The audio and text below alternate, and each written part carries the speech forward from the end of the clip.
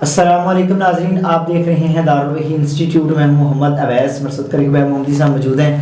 کرسب سے آج ہم بہت ہی اہم سوال کریں گے۔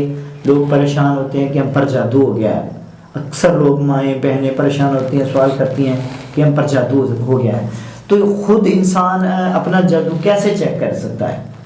مختصر آج ہم کرسب سے پوچھیں گے کہ خود اپنا جادو چیک کرنے کا طریقہ کار کیا ہے۔ السلام علیکم۔ وعلیکم السلام۔ ویسا بندہ اپنا خود کا جو جادو چیک کر سکتا ہے جی اس کے بڑے طریقے،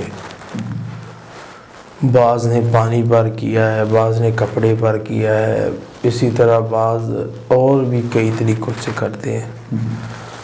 تو میں سمجھتا ہوں کہ ایک نیک بندہ کوئی بھی طریقہ اختیار کر لے، وہ اپنی طرف سے کوئی بھی سوچ کے کر لے، تو اللہ تعالیٰ ضرور اس کے اندر، یہ جو میں بات کر رہا ہوں بڑی اہم ہے، اس کے اندر ضرور اللہ تعالیٰ اس کو یہ سمجھ دے دے گا کہ اس کے اوپر جادو ہے یا نہیں ہے۔ وہ کوئی بھی طریقہ استعمال ہے۔ اب پانی کا طریقہ حدیث میں تھوڑی آتا ہے، یعنی کہ خود کا طریقہ ہے نا، پانی لیں، اس کے اوپر قرآن پڑھ دیں اور پلائیں، جادو والا مریض بول کے بتائے گا مجھے پانی کڑوا لگ رہا ہے۔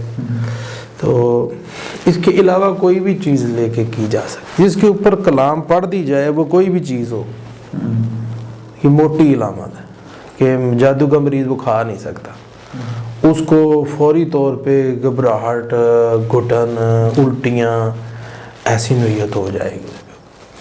ایک تو یہ علامت بڑی ہے اور آسان فہم طریقہ ہے۔